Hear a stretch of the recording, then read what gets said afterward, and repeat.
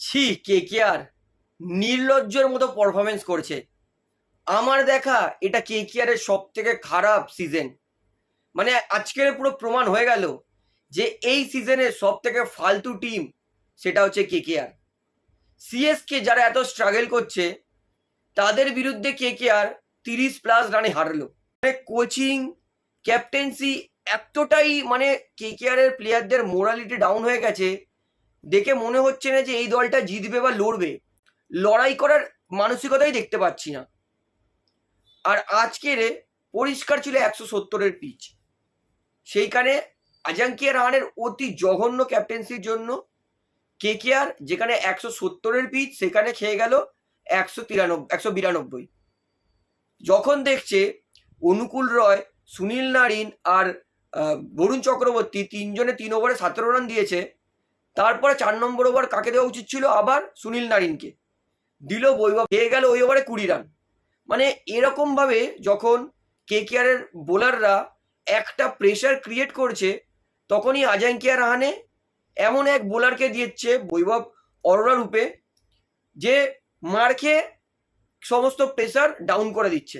Sunrisers Hyderabad গতকাল এমন তরুণ প্লেয়ারকে সুযোগ দিল, ইয়াং মানে নতুন প্লেয়ার, যে ম্যাচ ঘুরিয়ে দিল, কিন্তু কেকেআর করবে না। প্যাথেটিক পারফরমেন্স কেকেআর এর দ্বারা। মানে 5টা ম্যাচ এখন অব্দি কেকেআর জিততে পারিনি। আর আমি এই জন্যই বলছিলাম যে ক্যামেরুন গ্রিনকে বসাক 2-3 দিন ধরে। গ্রিন একদম ফর্মে নেই, ফিনালেন জঘন্য। কেকেআর এর 3টে ব্যাটসম্যান অ্যালেন, গ্রিন আর রিঙ্কু একদম জঘন্য পারফরমেন্স করছে। রহমান পাওয়ালকে আরেকটু উপরে নামাও। একটা দুটো পার্টিকুলার বোলার এত খারাপ বল করছে যে ধারণার বাইরে। আজকে পাওয়ার প্লেতে ফিনালেন আবারও আউট। সুনীল নারিন তাও 17 বলে 24, 140-এর স্ট্রাইক রেটে খেলে গেছে। আজাঙ্কিয়া রাহানে কি করলো? রঘুবংশী কি করলো? পাওয়ার প্লে 3 ওভার পুরো নষ্ট করে দিল।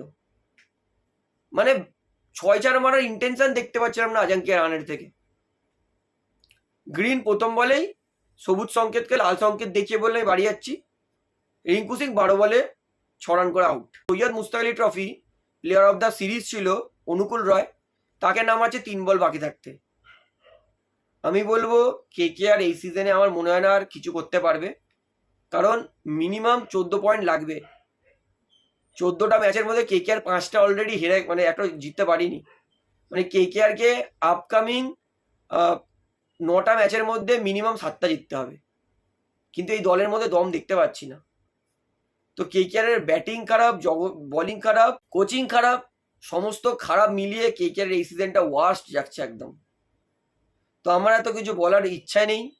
প্রথমত 170-এর পিচে জঘন্য বোলিং সাফেল, বোলিং চেঞ্জেসের জন্য 192 করতে সক্ষম হয়েছে, এবং আয়ুষ বাত্রের প্রশংসা করবো, এই ডেড পিচেও এত বিধ্বংসী ব্যাটিং করেছে।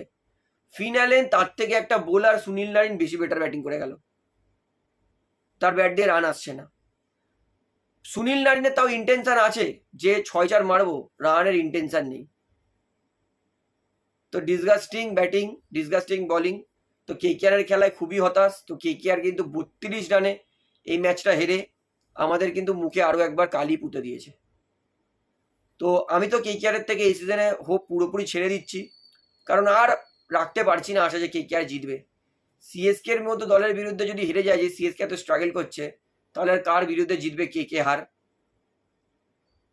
তো কেকেআর এর পারফরমেন্স নিয়ে আপনার বক্তব্য কি আমাকে অবশ্যই কমেন্টে জানাবেন। তো ভিডিওটা এখানে শেষ করছি, আশা করি ভালো লাগলো।